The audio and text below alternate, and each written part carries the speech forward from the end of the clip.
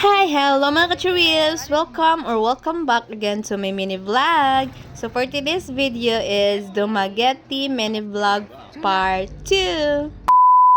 Jollibee guys. So, Kita Jollibee. naglalis Dumaguete si mama. First time dyan ang madari. Basta mi diri ba? Apo kay may paila na Jumin taga Cebu.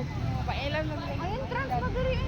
So mao na siya guys, pag-abot na mo sa among giistihan is nilahos na diri sa Dumaguete Jollibee. Kaya nangita mig kaon ni mother, so kay maora man ang dali. Kay di pa may makaluto.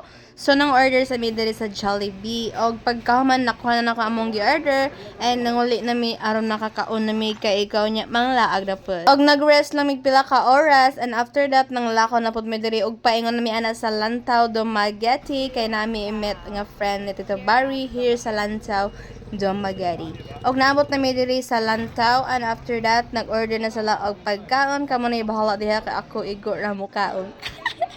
By the way, thank you mother sa treat. O diba ako mama ni barog na po sa Christmas tree kay magpa-picture na po siya. Og pagkahuman ni ari na po min diri sa Dumaguete Boulevard. Kaya nagsige ko pa mo ko sa mama na nga mama ato dito dipita ka to na I love Dumaguete.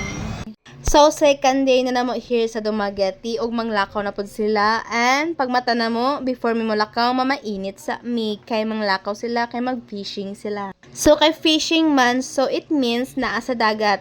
Kuyog day bahalag kutas. So, nanggawas na mi ana og padulong ni mi ana sa Boulevard og nimalit na pod mi diri and after that kay ang among agtuan is diri raman pod sa unahan dapit. And before mi maato sa among agtuan sa fishing is mamainit sa mi here sa painitan sa Dumaguete nga naa diri ang puto sikwati nga very affordable lami kaya. Kung saan mo pan guys, pamainit here sa Dumaguete. Wala gud ko nakahurot sa ilang puto kay tungod sa ilang kadaghan sa ilang serving. I don't know if I'm right but naka-remember ko murag diri ni siya dapit sa may Kanday ong Dumaguete port or beach or pantalan something like that. So, mga na siya guys, while waiting nila ko sa misa akong mama og nanto sa mig market kay nipalit mig sudan para lunch.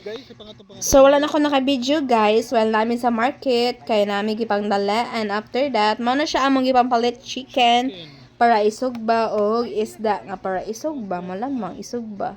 So wala dahang arty nangaon nami guys, mag-arty ka pas mo ka. So man na siya guys ni uli nami og pagkaugma na laag na sad. And by the way guys, this is our last day here sa Dumaguete. Last namong laag kay tomorrow mauli na pod mi og Cebu.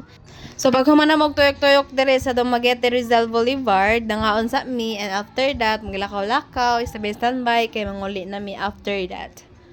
Advance. So this is our last day here sa Dumaguete. Nibalik na sila sa akong kuya and Tito Barry kay mag-fishing na pod sila and ako og si mama are not go with them because I am not feeling well that time and I have my meds. So pagkahuman nila og fishing kay nag-breakfast sa midday before mi manguli kay para ig uli magbahulay na lang og mangandam. So paghuman na mag-breakfast kay niuna sa sila og uli and hapit pa ko diri sa painitan sa Dumaguete kay nipalit sa kaning chocobod para pasalubong. Og mao na siya guys, mangulo ni mi ana ag nangandam nami og manakog ilis para pauli. And after that, mabiyahe nami para port and wala na ako naka-video-video kay natulog ra ko. And pagkahuman, naabot nami diri sa Tampi Grill and Restaurant para mag-lunch daan. Kay perting taasa sa biyahe og wala pa may pinuod tudzay. And after that, na nami diri sa barko para paingon sa Cebu. And thank you Dumaguete, see you soon. And pagkahuman na, naabot nami diri sa Cebu, sa Silex Bridge. And that's all for today's video mga ka-Cheerios. Thank you for watching. See you on my next mini vlog. Bye!